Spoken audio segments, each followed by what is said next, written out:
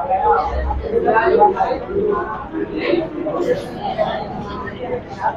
Good afternoon बच्चों।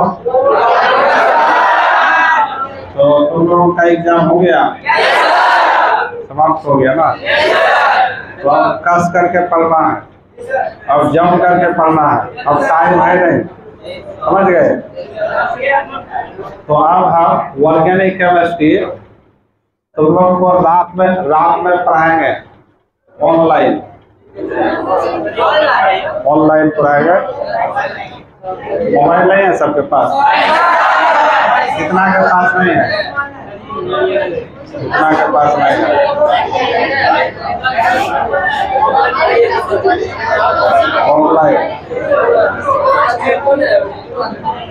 Offline के लिए टाइम कहाँ मिलेगा?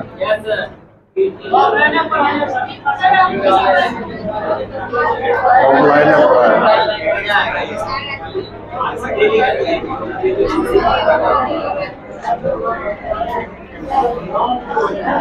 तो हम लोग क्या पढ़ रहे थे? केमिकल काइनेटिक्स ना। तो केमिकल काइनेटिक्स में कहाँ तक हुआ था?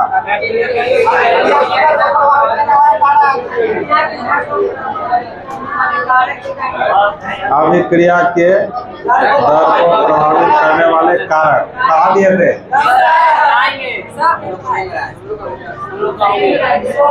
तुम लोग का हो गया?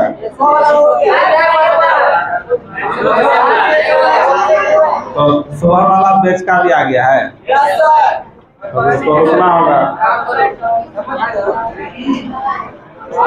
तो हम लोग पढ़ रहे थे, तो देखो केमिकल काइनेटिक्स में पढ़ रहे थे फैक्टर्स अफेक्टिंग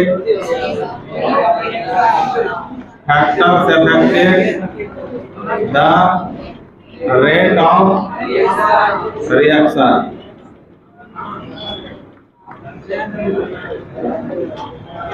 ये पढ़ रहे थे ना? तो इसका हिंदी क्या था? अभिक्रिया की दर को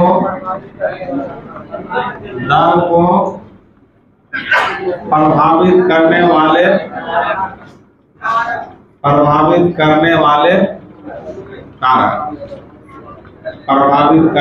कारक यही था ना? तो इसमें 6-7 कारक है, समझ गए? तो इसमें मेन 2 कारक होता है। सुनो, अभिक्रिया की दर, केमिकल रिएक्शन का जो स्पीड होता है वो मेनली 2 कारक पर, 2 फैक्टर पर निर्भर करता है। एक होता है कंसंट्रेशन और एक होता है टेम्परेचर। तो इस चैप्टर में मेन कंसंट्रेशन और टेम्परेचर पर ही बात होता है।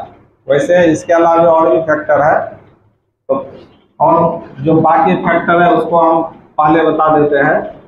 तो पहला है nature of reactant. Nature of reactants, इसका मतलब क्या हुआ? अभिकारक की प्रकृति।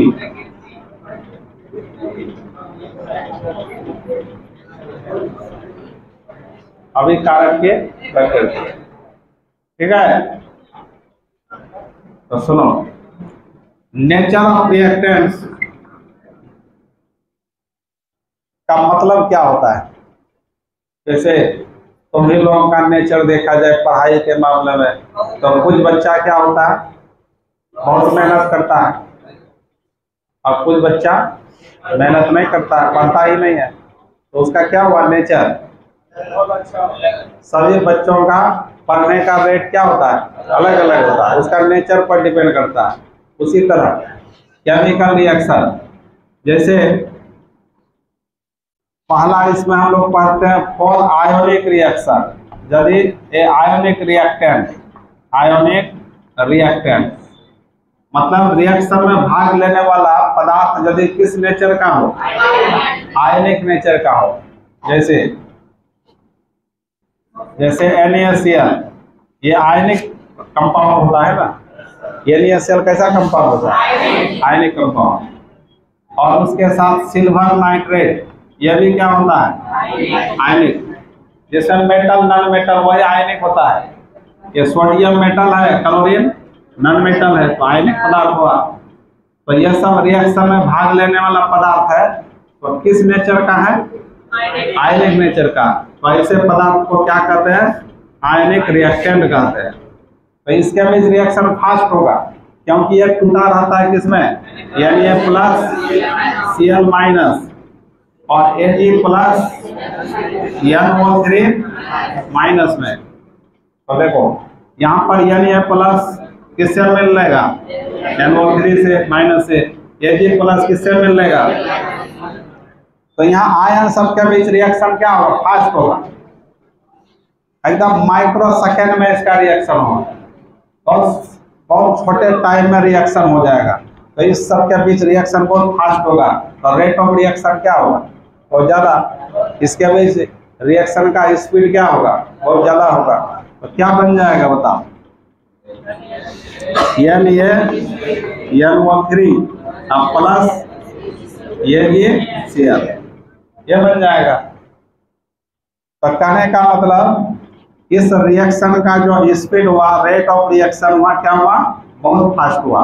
इसलिए यहाँ पर लिखेंगे रेट ऑफ रिएक्शन, इसके लिए क्या होगा, बहुत फास्ट होगा, बहुत ज़्यादा होगा।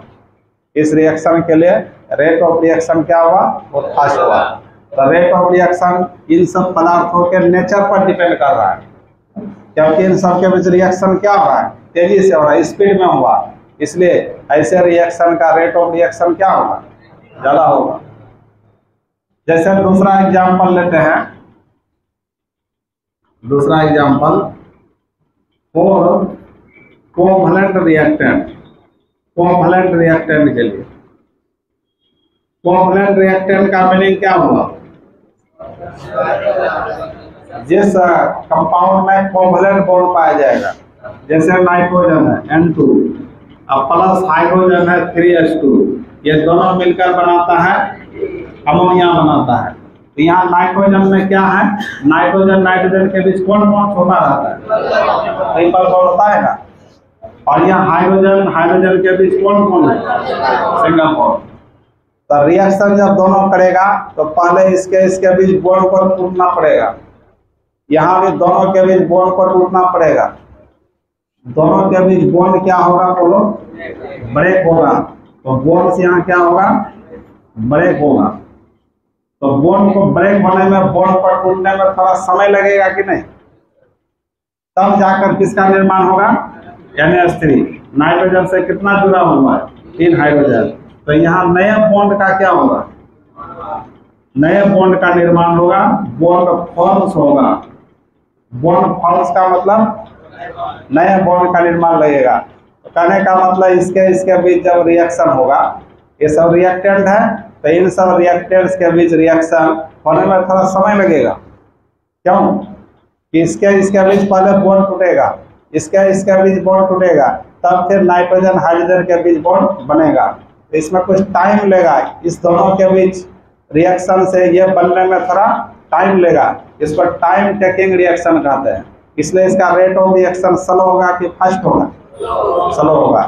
तो ऐसे रिएक्शन में रेट ऑफ रिएक्शन क्या होगा, स्लो होगा, मतलब कम होगा। क्या होगा इसका, स्लो। और ऐसे रिएक्शन में रेट ऑफ रिएक्शन क्या होगा, फास्ट होगा, मतलब हाई होगा, हाई बोल सकते हो। ये सब किस पर डिपेंड कर रहा है, नेचर पर। तो इसको पहले लिख लो। और भी एग्जाम्पल हो सकता है बहुत सारा।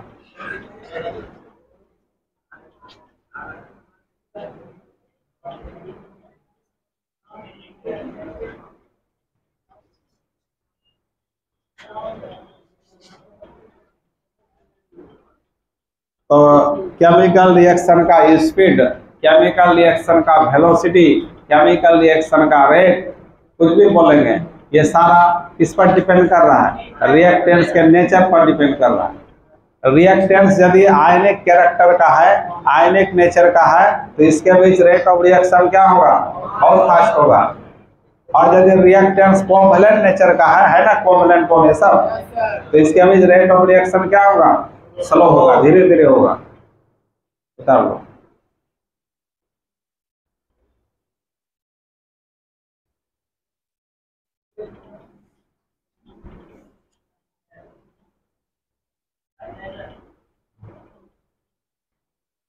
उतारो उतारो।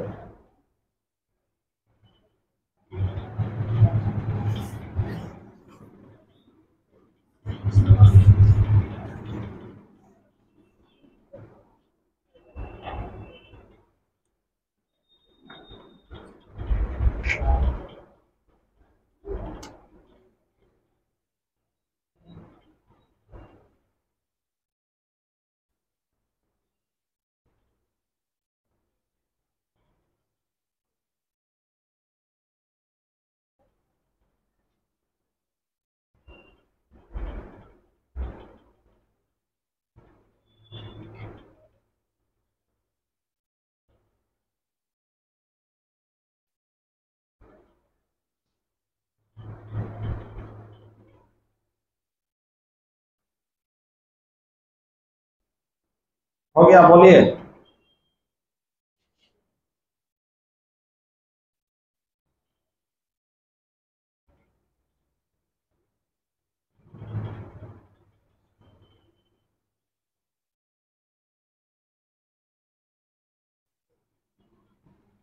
तो ऐसे दिखा दो, मतलब इस रिएक्शन का रेट ऑफ रिएक्शन फास्ट हो गया और इस रिएक्शन का रेट ऑफ रिएक्शन स्लो हो गया।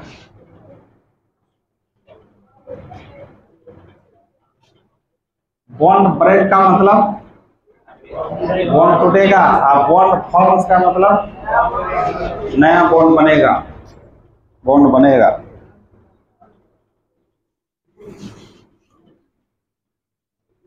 अब देखो, जब ये रिएक्टेंट होमो नेचर का होमोजीनस है, होमोजीनस नेचर का है और रिएक्टेंट हेट्रोजीनस नेचर का है। होमोजीनस रिएक्टेंट का मतलब जैसे यहाँ पर सभी पढ़ने वाले बच्चों को एक साथ कलेक्ट कर दिया जाए और बिना पढ़ने वालों को एक साथ कलेक्ट कर दिया जाए, तो समान पढ़ने वाला बच्चा एक साथ रखा गया तो उसको होमोजीनस नेचर कहा जाएगा। होमोजीनस रिएक्टेंट, होमोजीनस नेचर वाला रिएक्टेंट कहा जाएगा उसको। तो उसके बीच रिएक्शन फास्ट होगा कि स्लो होगा? तो मतलब सेम नेचर वाला जो स्टूडेंट होगा उसके बीच दोस्ती तेजी से होगा, पता है कि नहीं? चोर चोर से तुरंत दोस्ती कर लेता है। अब पढ़ने वाला तुरंत एक दूसरे से दोस्ती कर लेता है, और जो पढ़ने वाला है और जो पढ़ने वाला नहीं है दोनों में दोस्ती नहीं होगा। देखते हो कि नहीं? नहीं होता है। पढ़ने वाला के भी दोस्ती होगा ज्यादा तेजी से, और जो पढ़ने वाला है और जो पढ़ने वाला नहीं है उसके भी दोस्ती तेजी से नहीं होगा। तो वो हो गया हेट्रोजीनस नेचर का। और होमोजीनस का मतलब जो एक ही नेचर का हो। तो एक ही नेचर वाले रिएक्टेंट के बीच रिएक्शन क्या होगा? तेजी से होगा। और जो अलग अलग नेचर का है उसके बीच रिएक्शन धीरे धीरे होगा। वही बात है, जैसे आपका H2 है और प्लस Cl2 है, यह भी गैस है, यह भी गैस है, दोनों गैस नेचर का है। हाइड्रोजन भी गैस, क्लोरीन भी गैस, तो दोनों यहाँ सेम नेचर का है। ये हुआ होमोजीनस, इसी को क्या कहा गया? होमोजीनस। तो इसके बीच रिएक्शन फास्ट होगा। और जैसे फिर आपका सोडियम क्लोराइड है और प्लस क्या है? जल है। सोडियम क्लोराइड और क्या है? जल है। तो यहाँ सोडियम क्लोराइड क्या है? आयनिक है, यह सॉलिड फॉर्म में होता है। जल क्या है? लिक्विड में। तो दोनों में रिएक्शन बहुत स्लो होगा, धीरे धीरे होगा। वैसे भी जल में नमक डालोगे तो वो धीरे धीरे घुलता है जल्दी, उसमें टाइम लेता है घुलने में। तो इसमें रिएक्शन ऑफ रेट क्या होगा? रेट ऑफ रिएक्शन स्लो होगा। यही बात कहता है कि जो होमोजीनस नेचर का रिएक्टेंट होगा, होमोजीनस रिएक्टेंट और क्या है? Heterogeneous reactant, heterogeneous reactant. Heterogeneous का मतलब क्या? अलग अलग प्रकार का रिएक्टेंट। एक अच्छा इंसान और अच्छा इंसान को छोड़ के झुंड में घुसा दोगे, उससे दोस्ती करेगा? वो नहीं करेगा, रिएक्शन ही नहीं होगा। तो इसमें किसमें रिएक्शन फास्ट होगा बताओ? होमोजेनस में। मतलब इसमें रेट ऑफ रिएक्शन आपका क्या होगा? ज्यादा, और इसमें रेट ऑफ रिएक्शन स्लो होगा। ये सब नेचर होगा। बता लीजिए इसको।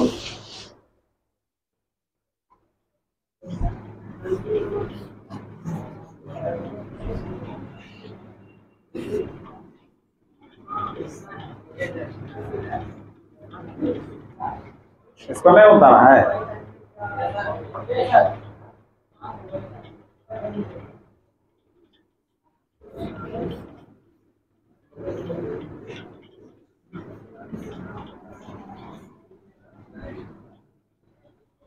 और भी फैक्टर है इसमें और भी एग्जांपल हो सकता है। जैसे फिर है रेट ऑफ रिएक्शन जो है स्टेबिलिटी ऑफ प्रोडक्ट का, स्टेबिलिटी ऑफ प्रोडक्ट पर भी डिपेंड करता है। यदि प्रोडक्ट ज्यादा स्टेबल है, ज्यादा स्थायी आ रहा है, तो रेट ऑफ रिएक्शन फास्ट होगा। ये कब होगा? जब स्टेबिलिटी ऑफ रिएक्टेंट कम है, स्टेबिलिटी ऑफ रिएक्टेंट कम है। क्या हुआ इसका मीनिंग समझ लो।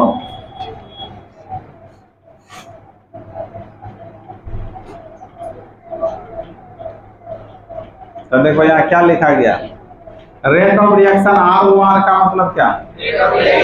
अभिक्रिया का दर, अभिक्रिया का वेग जो हो, ये समानुपाती क्या होता है? Stability of product. जैसे देखो ये प्लस बी मिलकर क्या बना रहा है? सी। ये प्रोडक्ट में हुआ और ये सब क्या हुआ? रिएक्टेंट। तो प्रोडक्ट जो बना है यदि वो ज्यादा स्थायी बना है, इस दोनों के रिएक्शन से जो प्रोडक्ट बना वो यदि ज्यादा स्थायी बना, तो इस रिएक्शन का स्पीड क्या होगा? ज्यादा। अब एग्जांपल देंगे। और रिएक्शन का रेट कब स्पीड में होगा? जब रिएक्टेंट्स का स्टेबिलिटी अस्थायी होगा, अनस्टेबल होगा। मतलब ये रिएक्शन करने के लिए क्या होगा? चाहेगा तेजी से, तो वो अस्थायी ना हो गया। ये रिएक्शन करना चाहेगा तो वो अस्थायी ना हो गया, और रिएक्शन करना चाहेगा ही नहीं तो क्या होगा? अस्थायी होगा। तो ये अनस्टेबल होगा, तब में इसके भी रिएक्शन फास्ट होगा। तो रिएक्शन फास्ट होगा तो रेट ऑफ रिएक्शन फास्ट हुआ, तो ये जो प्रोडक्ट बनेगा वो ज्यादा अस्थायी होगा। दोनों के बीच रिएक्शन तेजी से होगा, तब जो प्रोडक्ट बनेगा तभी ना अस्थायी हो सकता है। इसका एग्जांपल देखो, मिटा दें इसको, तो मिटा देते हैं। जैसे एग्जांपल देखिए, एक आपका एसिटिक एसिड होता है, बहुत अच्छा एग्जांपल है। ये रिएक्शन कर रहा है, तो ये दे रहा है CH3COO माइनस, और क्या बनाया? H plus. एक है फॉर्मिक एसिड, ये फॉर्मिक एसिड होता है, ये भी रिएक्शन कर रहा है, तो ये बना रहा है HCOO माइनस, और क्या बनाया? H plus. तो ये दोनों क्या है? आपका प्रोडक्ट है। ये टोटल क्या है? प्रोडक्ट है। तो यदि ये दोनों प्रोडक्ट में ज्यादा अस्थायी कौन होगा? एक एसीटेट आयन बना, एक फॉर्मेट आयन बना, दोनों में अस्थायी कौन होगा? तो इन दोनों में जो ज्यादा अस्थायी होगा, उसी रिएक्शन का रेट ऑफ रिएक्शन क्या होगा? ज्यादा होगा। तो दोनों में देखना है कौन ज्यादा अस्थायी है। तो देखिए ये नहीं लिखे थे, अरे समझ लो पहले। तो दोनों में अस्थायी, जैसे देखो एसिटिक एसिड COO माइनस और HCOO माइनस, तो ऑक्सीजन पर कौन चार्ज है? Minus charge. तो कोई भी चार्ज अपने पर रखना पसंद नहीं करता है, कोई भी पदार्थ अपने पर चार्ज रखना पसंद नहीं करता है, वो चार्ज को हटाना चाहता है, डिस्चार्ज होना चाहता है। कोई भी आदमी गुस्सा में रहना पसंद करता है क्या? गुस्सा में रहना चार्ज में आ जाना, और गुस्सा में आ जाता है तो गुस्सा को शांत करना चाहता है।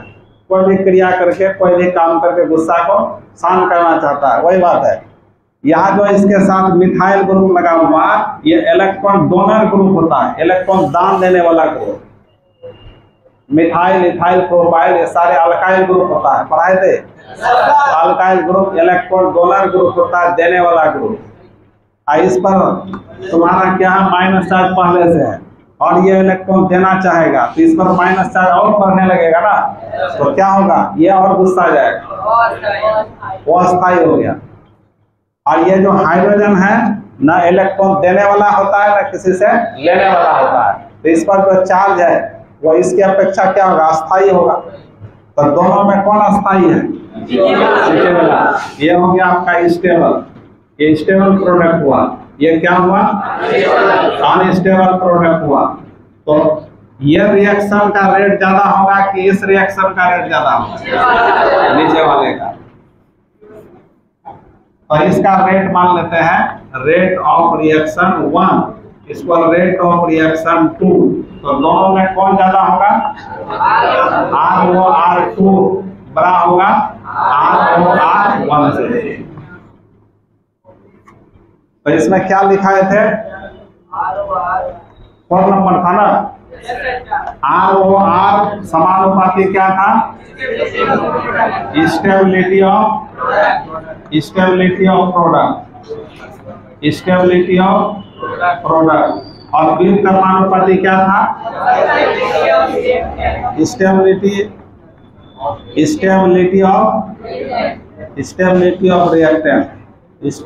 ऑफ रिएक्टेंट, उतार लीजिए।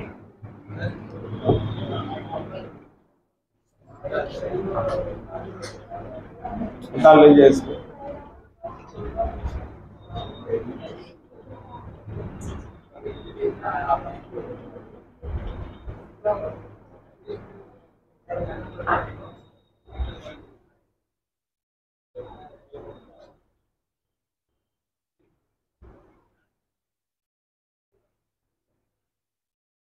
आपको एग्जाम में पूछेगा केवल रासायनिक अभिक्रिया की दर को प्रभावित करने वाला कारक, तो एग्जाम में सब लिखना नहीं है, सिर्फ पॉइंट सब लिखना है। 2 नंबर का ही पूछता है, हम उसको डिटेल में बता रहे हैं कैसे कैसे निर्भर करता है, सारा डिटेल कर रहे हैं। तो सिर्फ एग्जाम में पॉइंट लिखना है। पहला पॉइंट क्या है, नेचर ऑफ रिएक्टेंट, ये पहला पॉइंट लिखना है। तो नेचर ऑफ रिएक्टेंट पर कैसे कैसे निर्भर कर रहा है वो सब पढ़ रहे हैं हम लोग। तो पहला क्या पढ़े, आयनिक रिएक्टेंट्स के लिए रेट ऑफ रिएक्शन क्या होता है, फास्ट होगा, तेजी से होगा रिएक्शन। कोवलेंट रिएक्टेंट के लिए स्लो होगा। होमोजेनस रिएक्टेंट और हेटेरोजेनस रिएक्टेंट में होमोजेनस का फास्ट होगा, हेटेरोजेनस का रेट ऑफ रिएक्शन स्लो होगा। और चौथा क्या पढ़ रहे हैं, रेट ऑफ रिएक्शन प्रोडक्ट के स्टेबिलिटी का सीधा समानुपाती। इस प्रोडक्ट जितना ज्यादा अस्थायी होगा, जितना ज्यादा स्टेबल होगा, उसका रेट ऑफ रिएक्शन उतना ज्यादा होगा।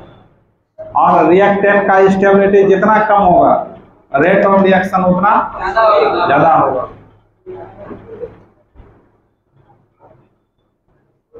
इसका मतलब दोनों में, इसमें और इसमें रिएक्टेंट का स्टेबिलिटी किसमें ज्यादा है, स्टेबिलिटी ज्यादा है, इसका स्टेबिलिटी कम है। तो जिसका स्टेबिलिटी कम होगा उसी का ना रेट ऑफ रिएक्शन ज्यादा होगा। इसमें और उसके में रिलेशन कैसा है, उल्टा, और इसमें कैसा है, सीधा। प्रोडक्ट में सीधा देखना है, रिएक्टेंट में उल्टा देखना है। हो गया। अब दूसरा फैक्टर जानते हैं, एक नंबर फैक्टर में पढ़े हम लोग। तो दूसरा फैक्टर देखो, दूसरा फैक्टर क्या है, दूसरा है तुम्हारा फिजिकल स्टेट ऑफ रिएक्टेंट। इसका मतलब क्या हुआ, अभिकारक अभिकारक की भौतिक अवस्था, अभिकारक की भौतिक अवस्था क्या कर रहा है जी?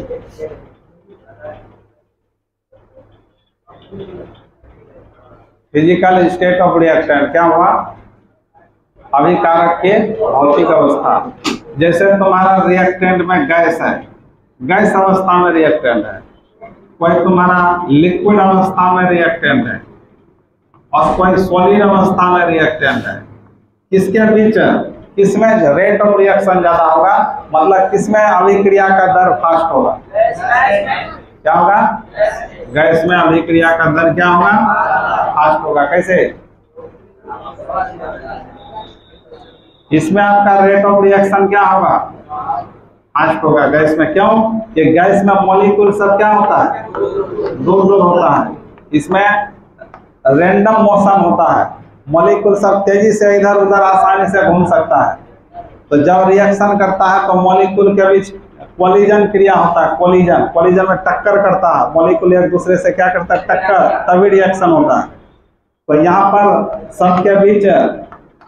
सबके बीच क्या है? खाली जगह बहुत ज्यादा है, तो मॉलिक्यूल फ्रीली मूव करता है, एक दूसरे से आसानी से टक्कर कर सकता है, इसलिए इनके बीच रिएक्शन बहुत फास्ट होगा। जैसे तुम लोग एक डेस्क बेंच पर 5 बच्चा बैठ जाते हो तो लिखने में क्या होता है? दिक्कत होता है।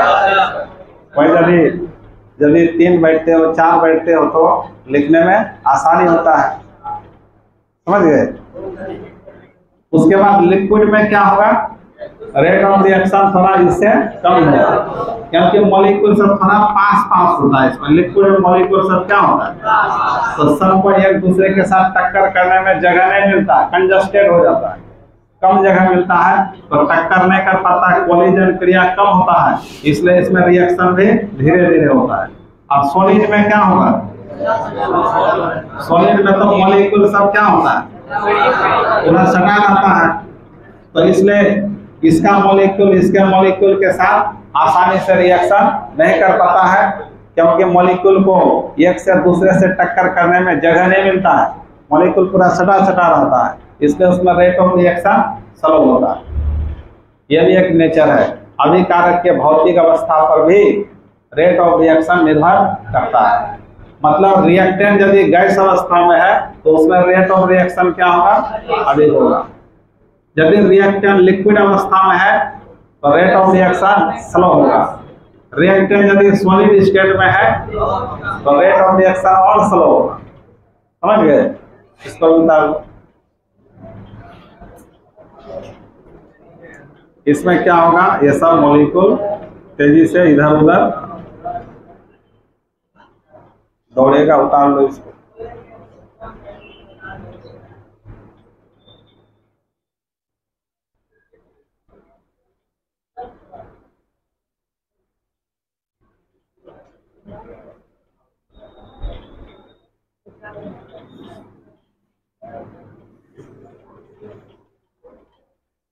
अब तीसरा क्या करते रहता है?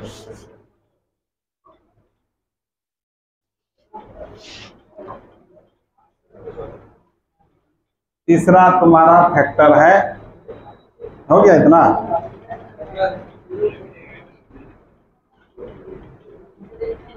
तीसरा फैक्टर है surface area of reactant. Surface area of reactant,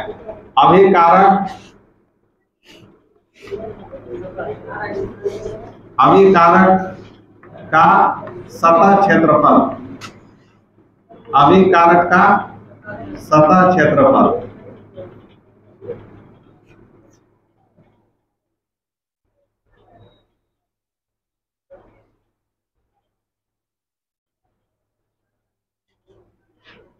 अब जैसे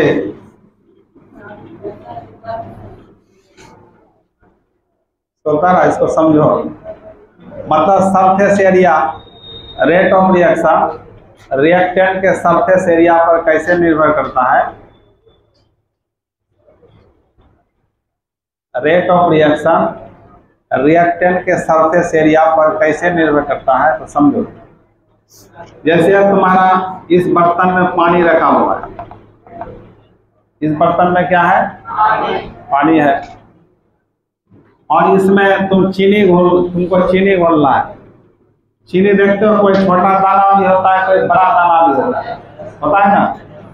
तो मान लीजिए बड़ा दाना वाला चीनी का पार्टिकल है, बड़ा दाना वाला चीनी है तुम्हारा, और एक छोटा दाना वाला चीनी है।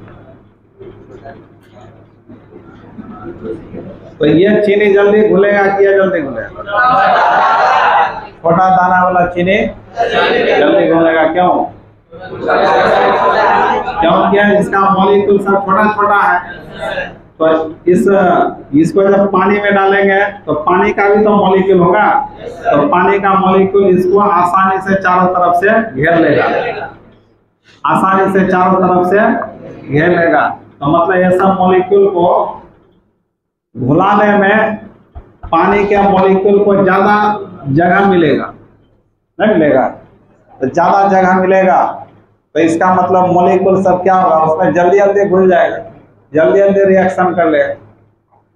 और यहाँ पर बड़ा दाना है तो यहाँ पर पानी का मॉलिक्यूल इसको भी घेरेगा, लेकिन इसके अंदर जो मॉलिक्यूल सब है इसके संपर्क में पानी का मॉलिक्यूल सब नहीं जा पाएगा। ऊपर घेर लेगा, ऊपर उसको मॉलिक्यूल को अपने में मिला लेगा, लेकिन इसके अंदर जो छोटा छोटा मॉलिक्यूल है उसको घेर नहीं पाएगा। जब इसे मॉलिक्यूल इसको क्या कहेंगे, क्यूब टाइप का है ना, इसी क्यूब को यदि छोटा छोटा कटिंग कर दिया जाए ऐसे, अब जब ऐसा क्या हो गया, छोटा छोटा हो गया, अब तब क्या करेगा, जल्दी घुल जाएगा, क्योंकि अब पानी सबके संपर्क में आ जाएगा। इससे फास्ट रिएक्शन क्या होगा, फास्ट होगा।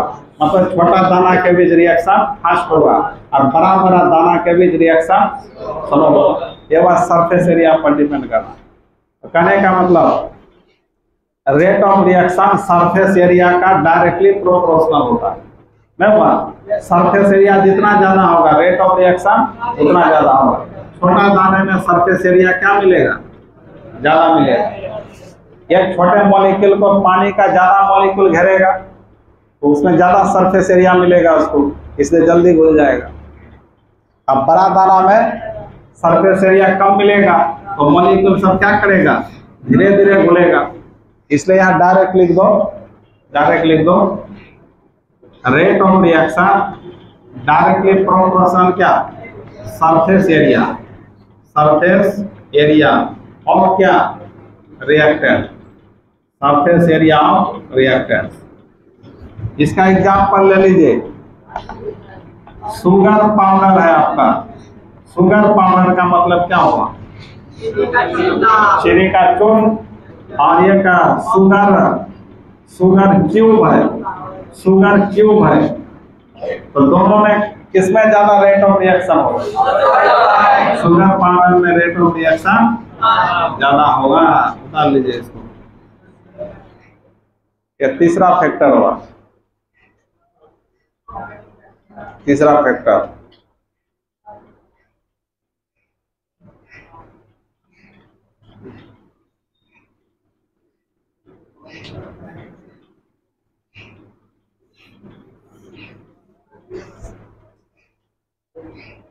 और चौथा फैक्टर, चलिए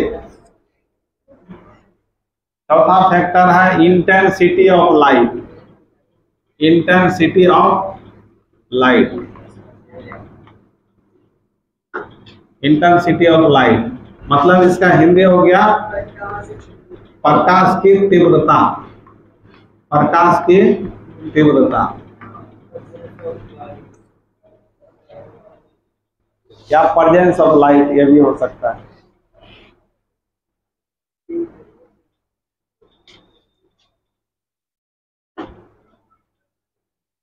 प्रेजेंस ऑफ लाइट,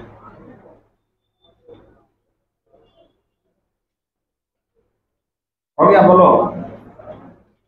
अब इंटेंसिटी ऑफ लाइट का मतलब क्या होता है, तो सुनो, देखो बहुत सारे ऐसे केमिकल रिएक्शन होते हैं जो प्रकाश की उपस्थिति में तेजी से होता है। जैसे एक एग्जाम्पल है, हाइड्रोजन गैस अवस्था में है, क्लोरीन भी गैस अवस्था में है, दोनों मिलकर के बनाता है 2HCl। ये भी क्या है? तो यदि दोनों को इस रिएक्शन को प्रकाश की उपस्थिति में कराया जाए, प्रकाश में एनर्जी होता है H, पता है ना? यदि यह रिएक्शन किसके प्रेजेंस में किया जाए? प्रकाश की उपस्थिति में, तो दोनों के रेट ऑफ रिएक्शन क्या होगा? फास्ट होगा, मतलब रिएक्शन तेजी से होने लगेगा।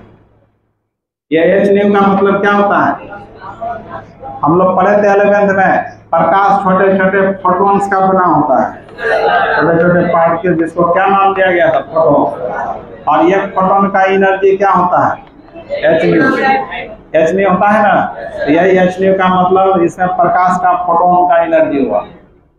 तो यहाँ इंटेंसिटी ऑफ लाइट कहने का मतलब कि इंटेंसिटी ऑफ लाइट, लाइट का इंटेंसिटी जितना ज्यादा होगा उसमें फोटोन की संख्या उतना ज्यादा होगा, फोटोन की संख्या जितना ज्यादा होगा एनर्जी उतना ज्यादा होगा। तो इस पर ज्यादा एनर्जी देने पर इसके बीच रिएक्शन क्या होगा? फास्ट होगा। इसलिए कहा जाता है कि rate of reaction intensity of light का डायरेक्टली प्रोपोर्शनल होता है। मतलब केमिकल रिएक्शन में यदि लाइट का सोर्स बढ़ाएंगे, लाइट का इंटेंसिटी बढ़ाएंगे, मतलब फोटोन, नंबर ऑफ फोटोन बढ़ाएंगे, तो उसमें रिएक्शन का रेट क्या होगा? फास्ट होगा, तेजी से होगा। जैसे प्रकाश संश्लेषण क्रिया होता है, नाम सुना होगा। पेड़ पौधों में कौन क्रिया होता है? प्रकाश संश्लेषण। उसी से भोजन बनाता है, भोजन करता है।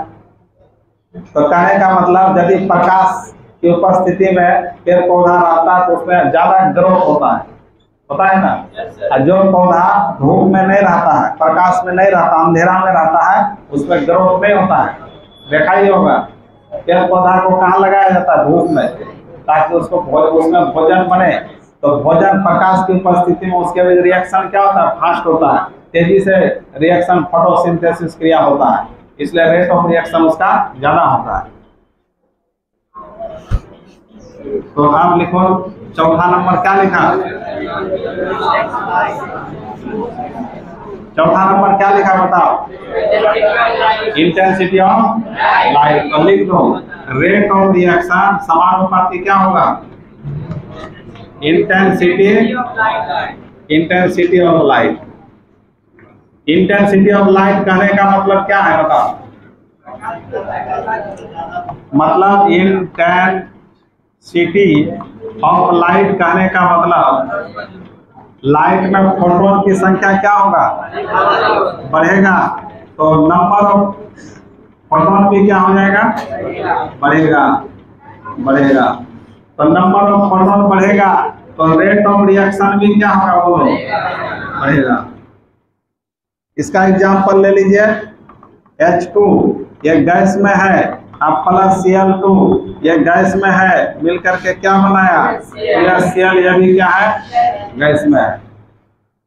तो ये H लगा दीजिए। ये आपका क्या है? Energy of photon. Energy of क्या है?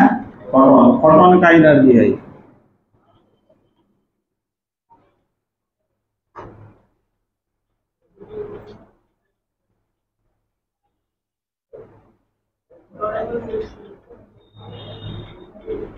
इंटेंसिटी ऑफ लाइट बड़ा ज्यादा होने का मतलब क्या हुआ?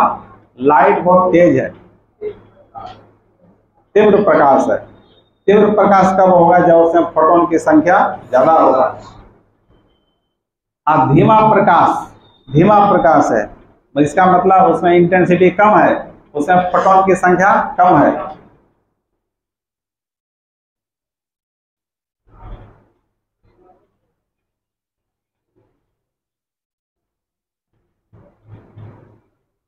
ये चौथा पॉइंट हुआ, चौथा फैक्टर हुआ। पांचवा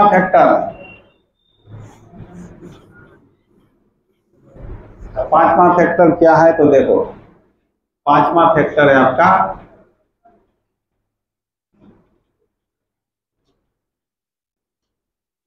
कैटलिस्ट, प्रेजेंस ऑफ कैटलिस्ट, या कैटलिस्ट लिखो, कैटलिस्ट, उत्प्रेरक जिसको बोलते हैं। इसको हिंदी में क्या कहते हैं? उत्प्रेरक। कैटलिस्ट क्या होता है जानते हो? कैटलिस्ट वैसा पदार्थ है जो अपने में बिना परिवर्तन किए हुए किसी भी रासायनिक अभिक्रिया के स्पीड को परिवर्तित कर देता है। स्पीड को बढ़ा भी सकता है, घटा भी सकता है। कैटलिस्ट एक ऐसा पदार्थ होता है जो किसी केमिकल रिएक्शन के स्पीड को बढ़ा भी सकता है, घटा भी सकता है। तो जनरली बढ़ाता ही है। कैटलिस्ट किसी केमिकल रिएक्शन के रेट को बढ़ाने के लिए ही डाला जाता है। जैसे देखो, नाइट्रोजन और हाइड्रोजन के बीच रिएक्शन होता है तो क्या बनाता है? अमोनिया। इसमें लोहा का चूर्ण डाला जाता है। लोहा का चूर्ण डालने से दोनों के बीच स्पीड बढ़ जाता है, रिएक्शन का स्पीड बढ़ जाता है, तो रेट ऑफ रिएक्शन इसके बीच फास्ट हो जाता है।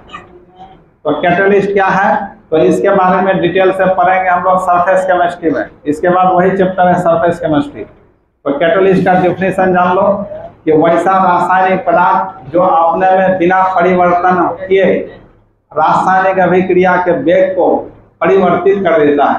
परिवर्तित का मतलब घटा भी सकता है, बढ़ा भी सकता है, वही क्या कहलाता है? कैटलिस्ट कहलाता है। तो कैटलिस्ट के उपस्थिति से रेट ऑफ रिएक्शन क्या हो जाता है? बढ़ जाता है। क्यों?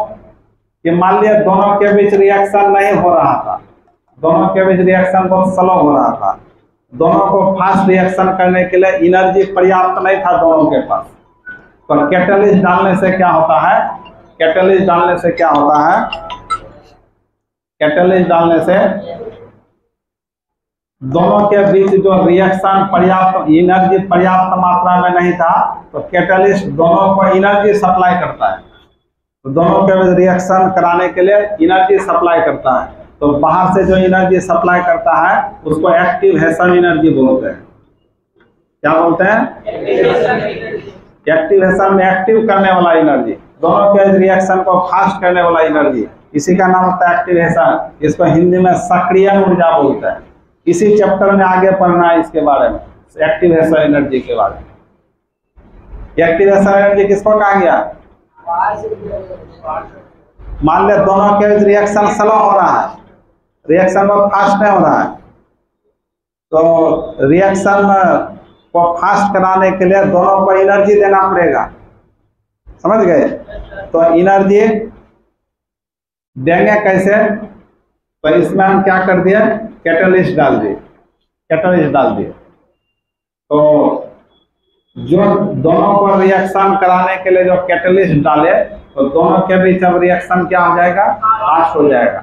क्योंकि दोनों को जितना एनर्जी चाहिए था इसके डालने से वो एनर्जी घट जाता है।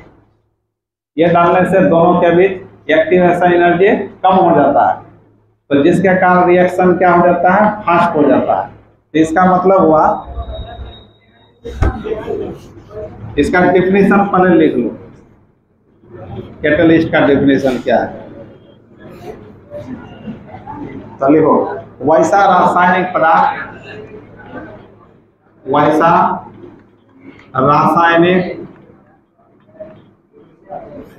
रासायनिक पदार्थ जो स्वयं में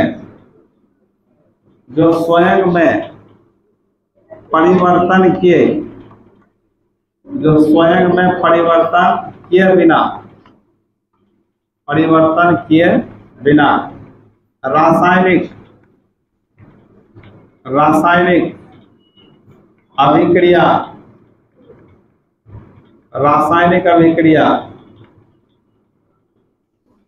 केमिकल रिएक्शन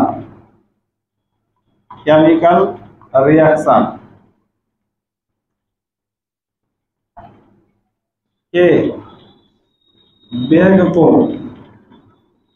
को मतलब स्पीड को, वेलोसिटी को, रेट को क्या कर देता है? परिवर्तित कर देता है।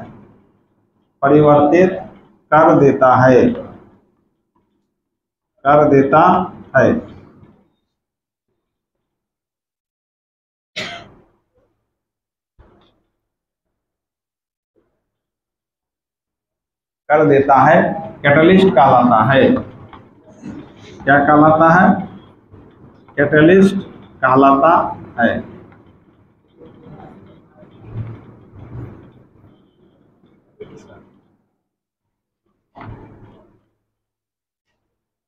तो कैटलिस्ट एक्चुअली करता क्या है, तो केमिकल रिएक्शन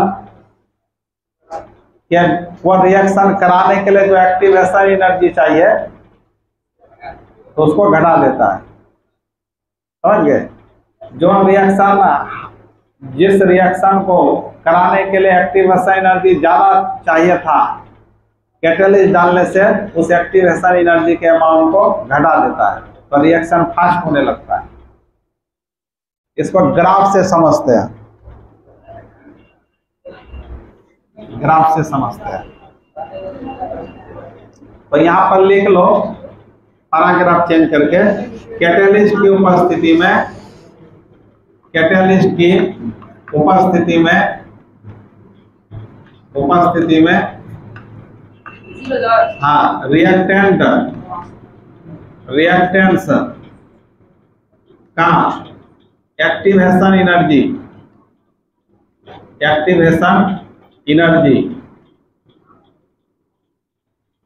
रिएक्टेंस का एक्टिवेशन एनर्जी कम हो जाता है, कम हो जाता है।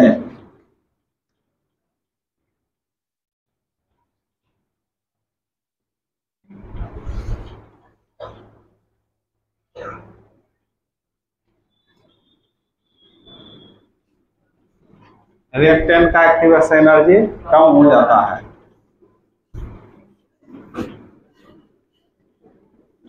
अब देखो इसमें ग्राफ है, जैसे आपको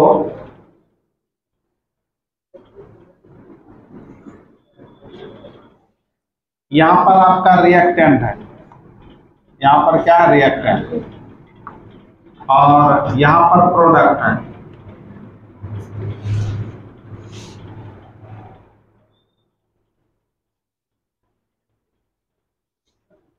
और इस पॉइंट पर तुम्हारा एक्टिवेशन एनर्जी है, एक्टिवेशन एनर्जी है इस पॉइंट पर।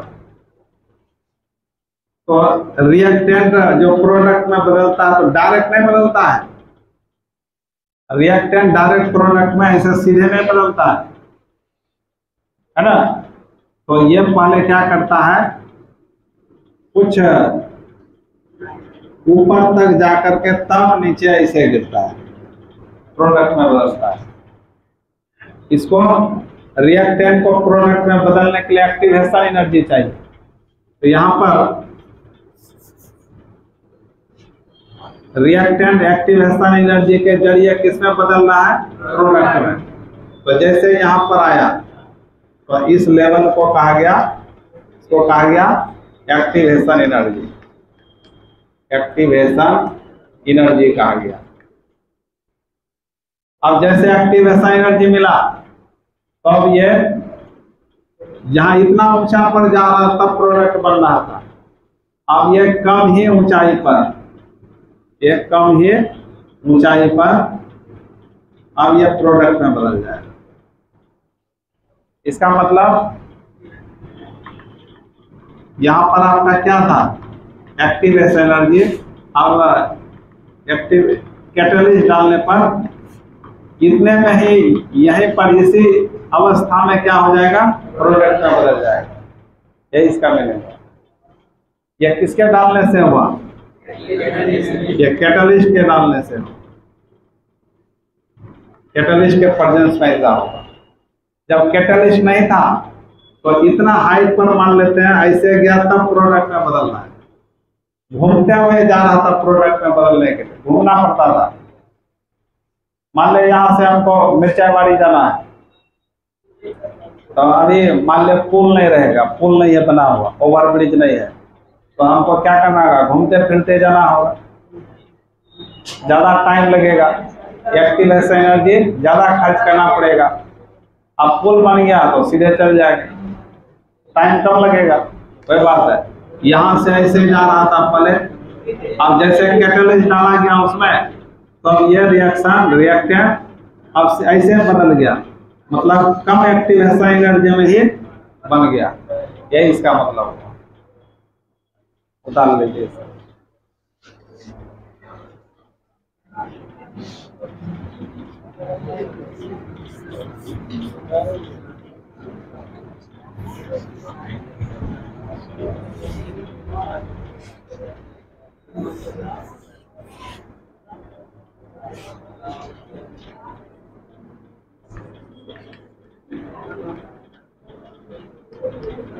एक्टिवेशन एनर्जी क्या है, इसका डेफिनेशन लिखा है आगे है, इसके बारे में डिटेल से।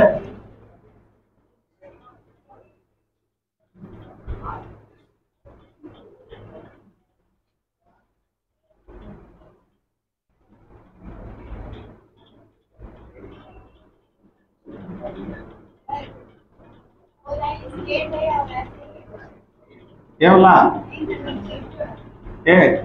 वैसे दिए है, इसके अंदर में ये प्रोसेस है।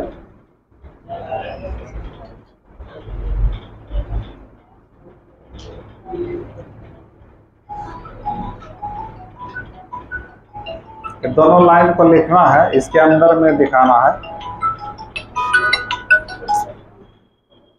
राहुल कहाँ गया? चलो पढ़ाते जाओ।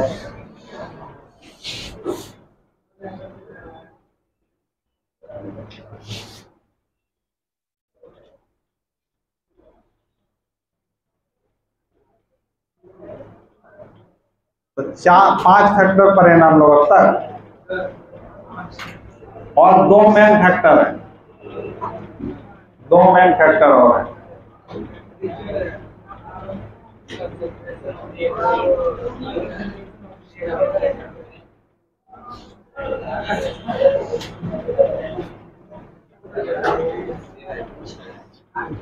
पढ़ाई से बढ़कर जरूरी है, पढ़ने वाला सब नहीं,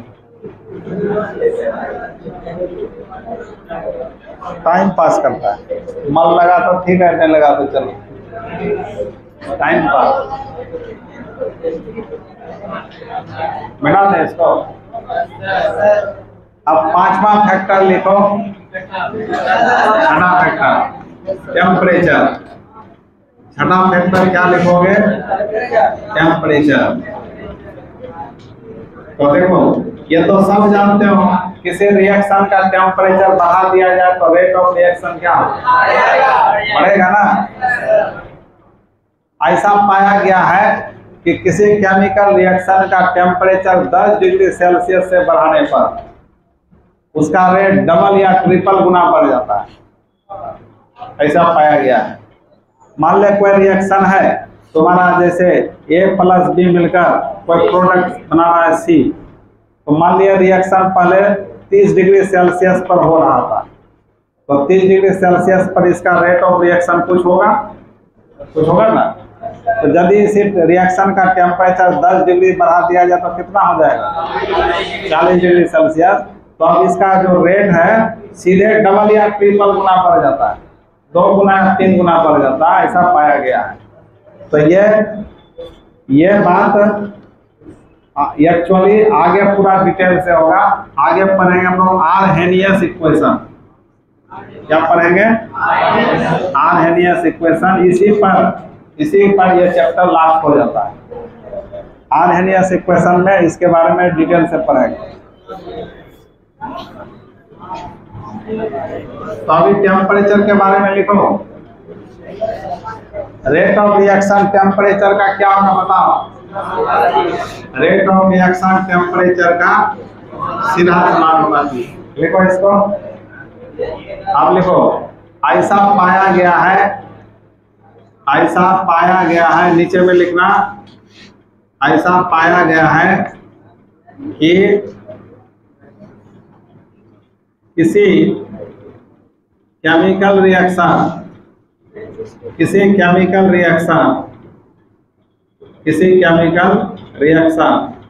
का टेम्परेचर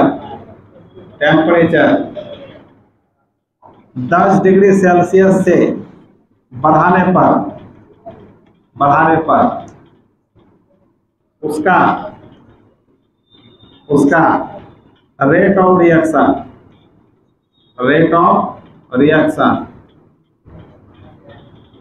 2 गुना या 3 गुना कर लो, 3 गुना बढ़ जाता है।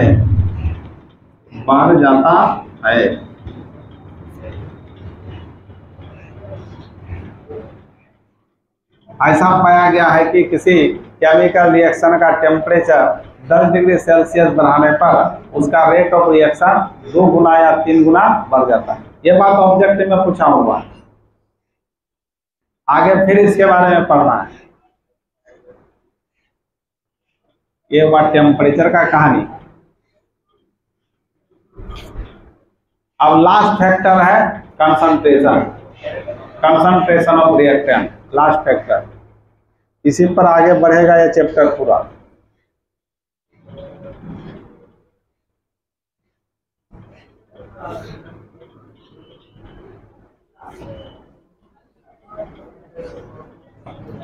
बेटा क्या बोलो।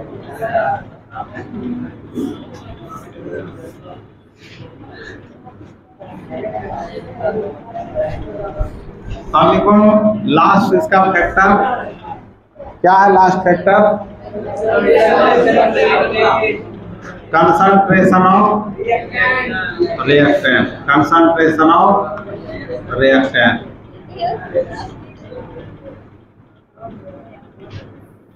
अभिकारक की सांद्रता, अभिकारक की सांद्रता।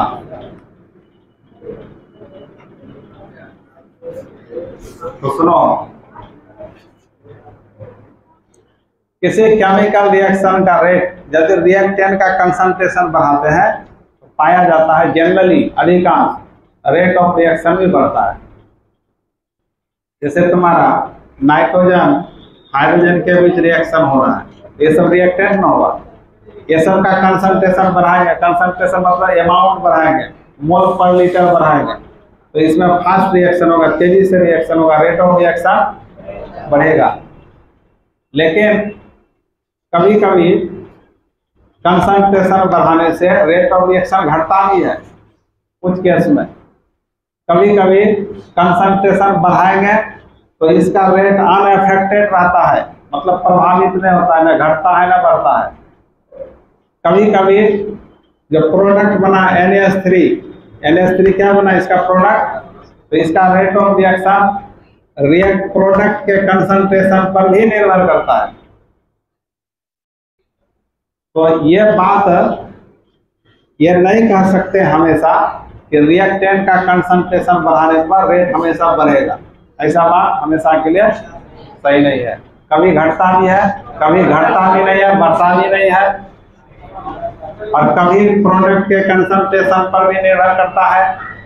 तो इन सारे समस्याओं को दूर करने के लिए एक प्रयास किया गया लॉ ऑफ मास एक्शन का, लॉ ऑफ मास एक्शन। अब यह प्रयास किया इस समस्या को दूर करने के लिए, लेकिन यह भी सफल नहीं हुआ। तब इसके आधार पर आया एक रेट लॉ, यह प्रयास सफल हुआ। तो अभी एक एक करके देखते हैं, पहले इसके बारे में लिखिए।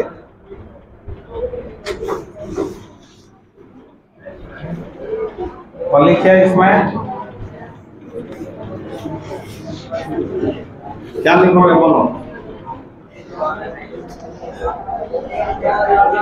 लिखो इसमें रिएक्टेंट्स का सांद्रता मतलब कंसंट्रेशन बढ़ाने पर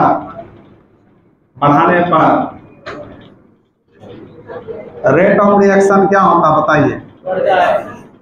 रेट ऑफ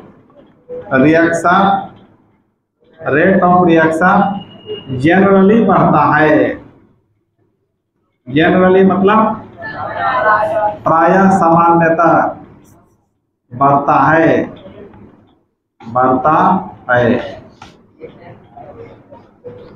रिएक्टेंट्स का सांद्रता बढ़ाने पर रेट ऑफ रिएक्शन जनरली बढ़ता है। उसके बाद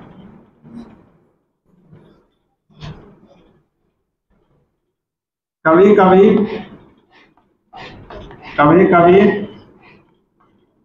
रेट ऑफ रिएक्शन घटता भी है,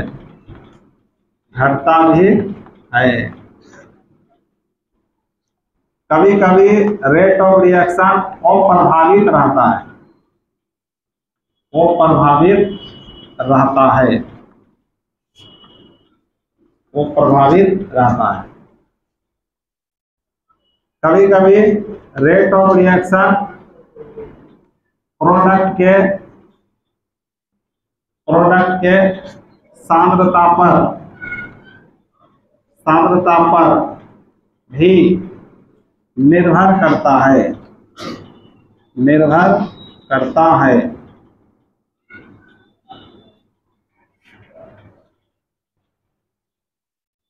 रेट ऑफ रिएक्शन प्रोडक्ट के सांद्रता पर भी निर्भर करता है।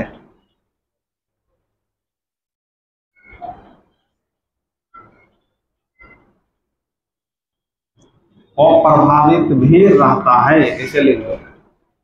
रेट ऑफ रिएक्शन प्रोडक्ट के सांद्रता पर भी निर्भर करता है।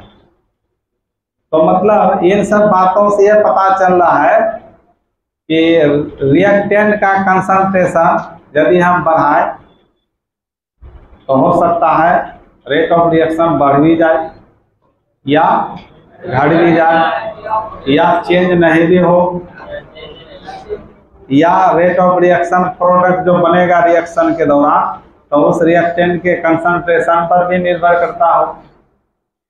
तो इन सारी समस्याओं को दूर करने के लिए कौन आया? रेट लॉ आया। उससे पहले प्रयास किया law of mass action. Law of mass action कौन दिया था? गुल्डबर्ग और वागे नामक वैज्ञानिक ने दिया था। गुल्डबर्ग और वागे। तो ये लॉ ऑफ मास एक्शन, जिसको द्रव्यमान क्रिया का नियम बोलते हैं, वो नियम के आधार पर इन सब बातों को समझाने का कोशिश किया गया। समझ गए? तो अब हम लोग को पढ़ना है लॉ ऑफ मास एक्शन क्या है।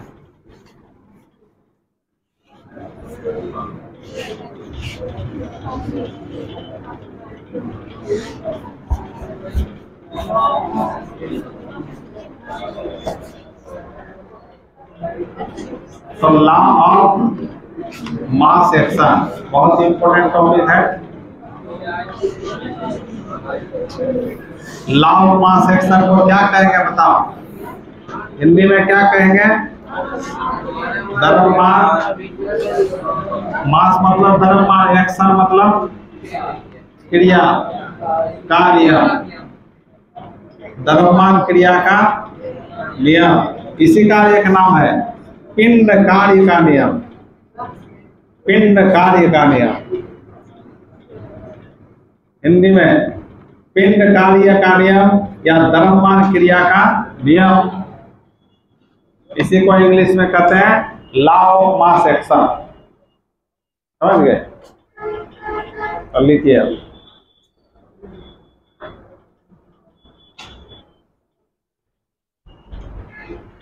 अब लॉ ऑफ मास एक्शन कौन दिया था? तो लिख दो प्रोपोज्ड बाय गुल्डबर्ग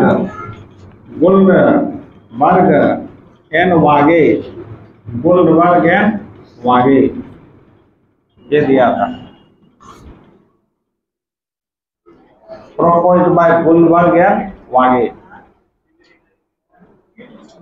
बहुत इंपॉर्टेंट है लॉ ऑफ मास एक्शन।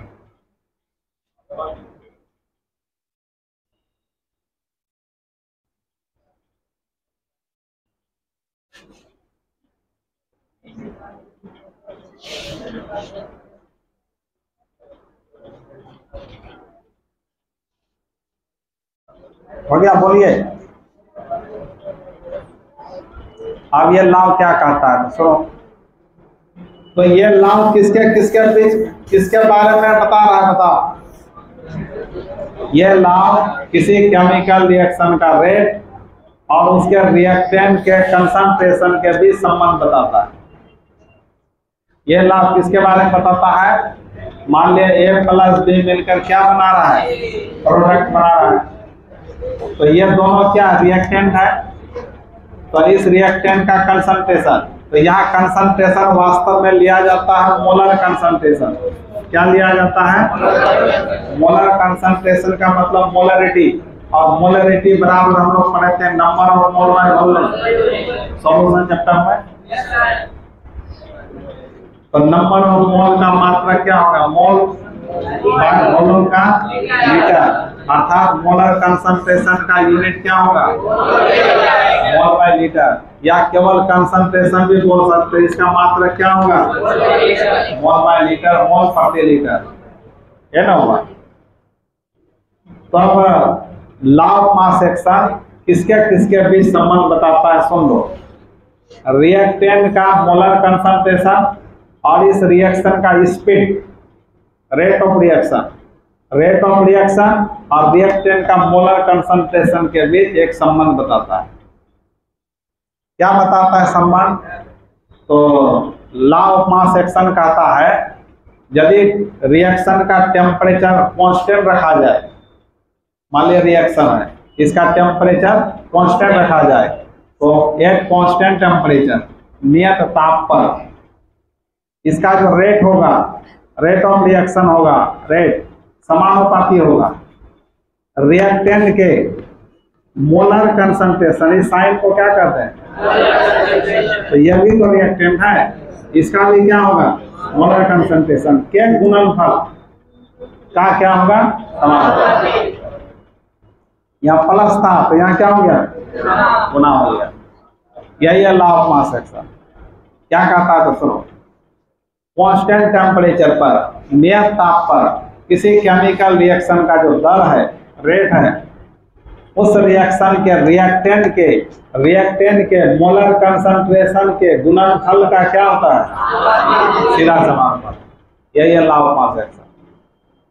अब इस समानुपाती को हटा देंगे तो रेट बराबर क्या हो जाएगा? K concentration of A into concentration of E.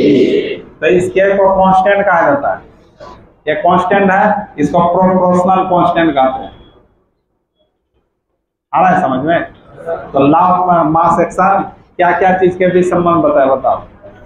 Reactant का मोलर कंसंट्रेशन और रेट ऑफ रिएक्शन, इसी के बीच में संबंध बताया। दोनों में कैसा संबंध बताया? सीधा समानुपाती।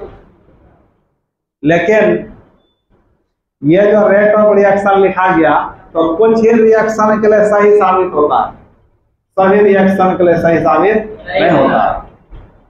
इसलिए इसमें एडवांस थ्योरी आया, रेट लॉ। और एक बात, ये लॉ ऑफ मास एक्शन एक थ्योरेटिकल कंसेप्ट है, थ्योरी के आधार पर बोला गया, इसमें एक्सपेरिमेंट नहीं किया गया, थ्योरी के आधार पर बोल दिया ऐसा होता है। लेकिन रेट लॉ जो दिया गया है, इसी रिएक्शन का रेट लॉ लिखा जाएगा, तो वो एक्सपेरिमेंट के आधार पर लिखा जाता है। एक्सपेरिमेंट बताएगा ये जो मोलर कंसंट्रेशन है, ये वास्तव में किस तरह परिवर्तित होगा, मोलर कंसंट्रेशन पर रेट ऑफ रिएक्शन कैसे बदलेगा, ये बात कौन बताएगा? Rate law. तो पहले इस बात को लिख लेते हैं, लॉ ऑफ मास एक्शन। मिला है इसको ना? तो लॉ ऑफ मास एक्शन कौन दिया था बताओ? कौन आगे दिया था?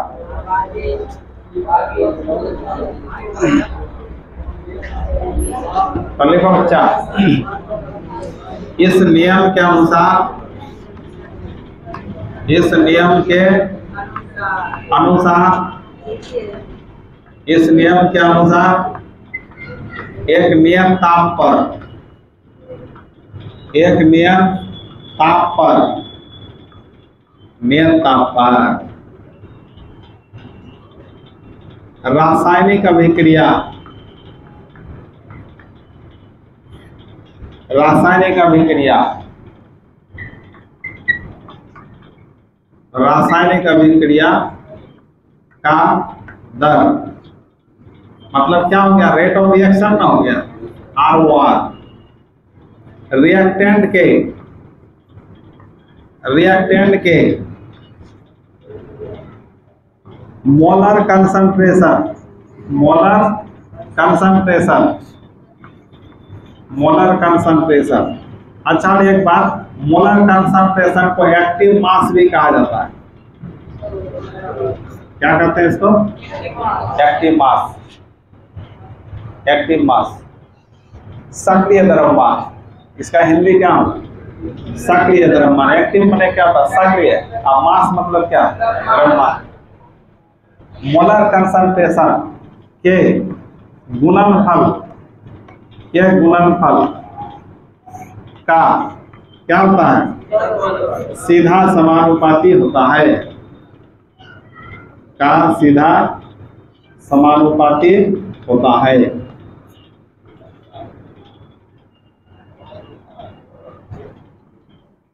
एक नियत ताप पर रासायनिक अभिक्रिया का दर रिएक्टेंट के मोलर कंसंट्रेशन के गुणनफल का सीधा समानुपाती होता है। ये लाभ ये कौन सा लाभ हुआ? लाभ ऑफ मास एक्शन। समझ गए? मतलब यहाँ पर ये सब लाभ के अनुसार क्या पता चल रहा है? अभिक्रिया की दर और रिएक्टेंट के मोलर कंसंट्रेशन के बीच संबंध का पता चलता है। ये बता रहा है ना। मिटा दें इसको। अब लिखिए सपोज करते हैं, सपोज ये केमिकल रिएक्शन, सपोज ये chemical reaction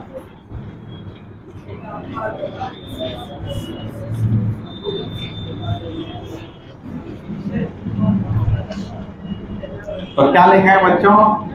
suppose a chemical reaction, ये केमिकल रिएक्शन हम सपोज कर रहे हैं। ये प्लस बी मिलकर क्या बना दिया? कोई प्रोडक्ट बना दिया। तो इस रिएक्शन के लिए according to law of mass action का क्या हुआ meaning? Law of mass action के अनुसार इसका रेट ऑफ रिएक्शन कैसा लिखेंगे बताओ? ए का molar concentration into molar concentration, ये ना कहता है। अब यहाँ कांस्टेंट को हटा, प्रोपोर्शनल को हटाएं तो के कांस्टेंट लेते हैं, concentration of A into concentration of B. तो वेयर के क्या है? ये कांस्टेंट है, कांस्टेंट है।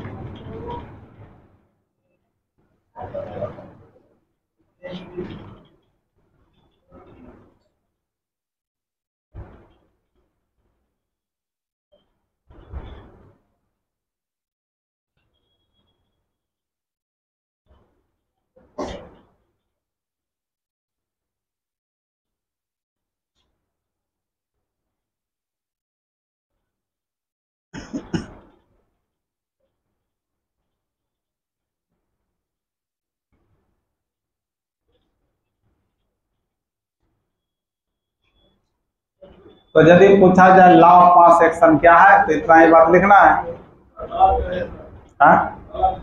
गलत है तो क्या हुआ? बेस दिया ना, आधार दिया, इसी को आगे बढ़ाया गया ना, एडवांस बनाया गया। गलत है तो नहीं पढ़ोगे।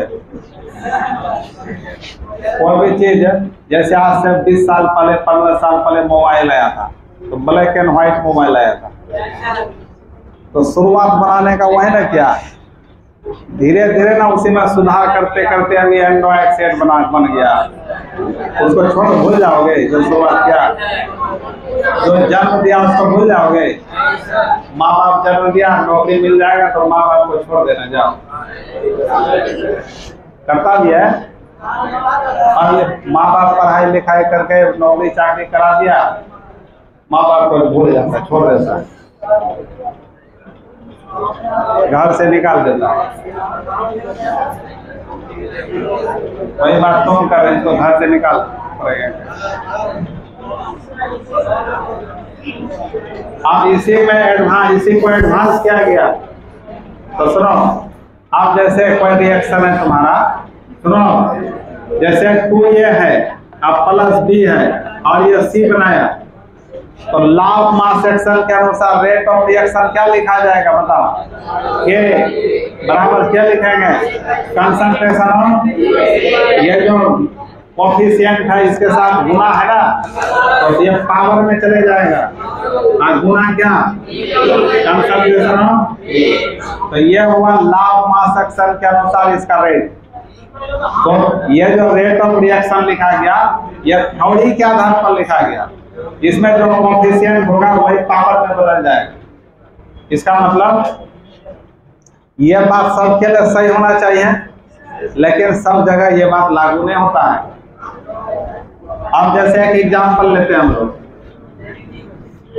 एक एग्जांपल लेते हैं N/2 2N/2 यह किस अवस्था में गैस प्लस F2 यह भी गैस, यह बनाया 2N/2F यह भी क्या है गैस, ठीक है। अब लॉ ऑफ मास एक्शन के अनुसार इसका रेट लिखा जाए तो इसका रेट हो जाएगा के कंसंट्रेशन ऑफ N/2 पर power 2 into F2 concentration of F2। ये लॉ ऑफ मास एक्शन के अनुसार हुआ, लेकिन रेट लॉ के अनुसार यदि इसका रेट लिखा जाए, रेट लॉ के अनुसार, तो इसका रेट हो जाता है के कंसंट्रेशन ऑफ N2 तो पावर यहाँ 2 नहीं होगा, यहाँ 1 होता है गुना कंसंट्रेशन ऑफ F2। अब ये एक कहाँ से आया, तो ये एक्सपेरिमेंट बताता है, एक होगा कि 2 होगा कि 4 होगा कि 5 होगा, ये कौन बताएगा, एक्सपेरिमेंट बताएगा। मतलब ये रेट ऑफ रिएक्शन एक्सपेरिमेंट के आधार पर लिखा जाता है, और ये थ्योरेटिकल कंसेप्ट के आधार पर लिखा जाता है। तो लॉ ऑफ मास एक्शन एक थ्योरेटिकल कंसेप्ट है, लेकिन रेट लॉ के आधार पर जो रेट ऑफ रिएक्शन लिखते हैं एक एक्सपेरिमेंटल कंसेप्ट है, यही सही माना जाएगा क्योंकि एक्सपेरिमेंट से लिखा जाता है। तो एक्सपेरिमेंट वाला सही होगा कि थ्योरेटिकल वाला सही होगा, एक्सपेरिमेंट वाला। तो आप लिखो क्यों, इसी बात को आगे बढ़ाना है, लिखो परंतु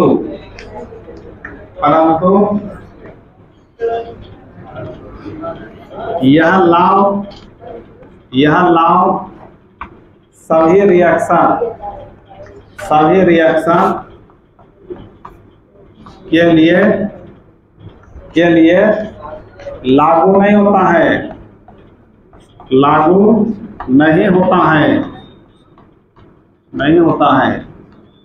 क्योंकि लॉ ऑफ मास एक्शन, क्या है बच्चा बताओ। एक ऐसा कंसेप्ट है थ्योरेटिकल कंसेप्ट है।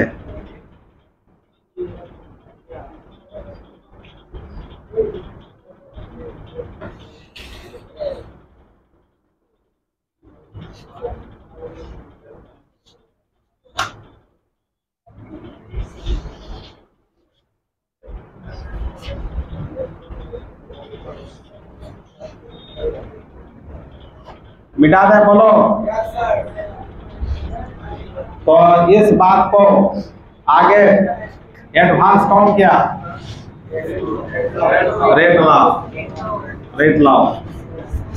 अब ये रेट लॉ क्या है इसको समझना है, लिखो हेडलाइन में रेट लॉ।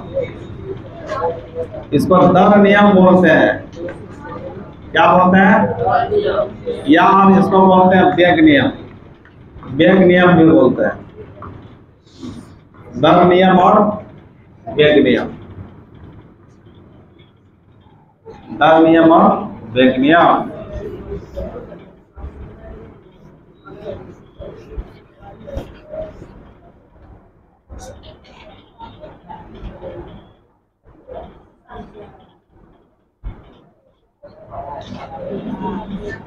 लिखा क्या बोलो,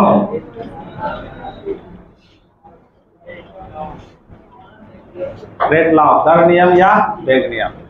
तो देखो बच्चों, दर नियम या वेग नियम क्या है, अभी हम लोग पढ़े थे एग्जाम्पल 2n/2 प्लस F2 सब क्या था, गैस अवस्था में था, और क्या बनाया था 2n/2F, ये भी क्या था, गैस था। तो इस रिएक्शन के लिए रेट लॉ के आधार पर जब इसका रेट ऑफ रिएक्शन लिखा गया तो पाया concentration of N2 into concentration of F2, कैसा पाया गया। तो इस रिएक्शन का यह जो लिखा गया इसको कहा जाता है रेट लॉ एक्सप्रेशन। इस रिएक्शन का ये जो लिखा गया क्या कहलाएगा? Rate law expression. दर नियम व्यंजक इसको पूरे को बोला जाएगा। पावर वन देख वन तो छुपा हुआ है, यहाँ कुछ नहीं तो वन ही ना छुपा है। तो अब रेट लॉ का परिभाषा क्या होगा? रेट लॉ किसे कहेंगे? तो सुनो, प्रायोगिक रूप से निर्धारित, यह जो वन आया है यहाँ पर, यह बात प्रयोग के आधार पर आया है। किसके आधार पर आया? प्रयोग के आधार पर। तो प्रायोगिक रूप से निर्धारित रिएक्टेंट के मोलर कंसंट्रेशन के पदों में, रिएक्टेंट के मोलर कंसंट्रेशन का पद में रेट ऑफ रिएक्शन लिखा गया। यह रेट ऑफ रिएक्शन किस आधार पर लिखा गया? प्रायोगिक रूप से, एक्सपेरिमेंट करके लिखा गया। तो इसी को बोलते हैं प्रायोगिक रूप से निर्धारित। प्रयोग के आधार पर निर्धारित किया गया। यहाँ वन होगा कि नहीं होगा, वन होगा कि टू होगा, क्या होगा, यह बात किसके आधार पर बताया गया? प्रयोग के आधार पर। तो प्रायोगिक रूप से निर्धारित रिएक्टेंट के मोलर कंसंट्रेशन के पदों में रिएक्टेंट के दर को, रिएक्टेंट के दर का वर्णन करने वाला व्यंजक ही कहलाता है रेट लॉ। फिर से सुनो, प्रायोगिक रूप से निर्धारित रिएक्टेंट के मोलर कंसंट्रेशन के पदों में रेट ऑफ रिएक्शन का वर्णन करने वाला व्यंजक, एक्सप्रेशन, ये क्या कहलाया? Rate law. तो लिखो परिभाषा, प्रायोगिक रूप से निर्धारित, प्रायोगिक रूप से निर्धारित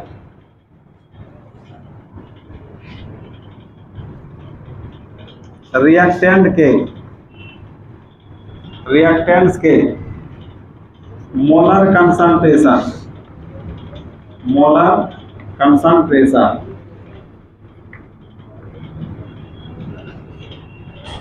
प्रायोगिक रूप से निर्धारित रिएक्टेंट्स के मोलर कंसंट्रेशन के पदों में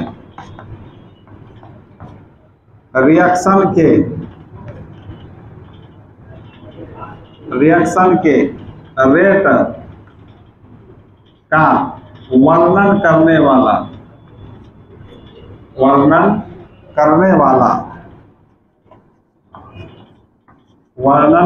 वाला व्यंजक को इंग्लिश में क्या कहते हैं?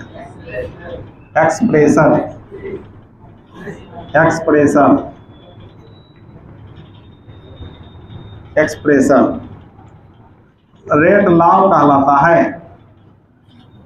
रेट लॉ कहलाता है।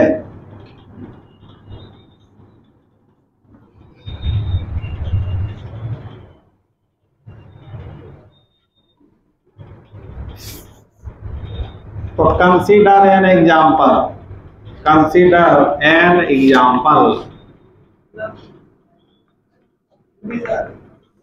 एक एग्जाम्पल लेते हैं। कंसीडर एन एग्जाम्पल, एक एग्जाम्पल मानते हैं। ये एग्जाम्पल है आपका।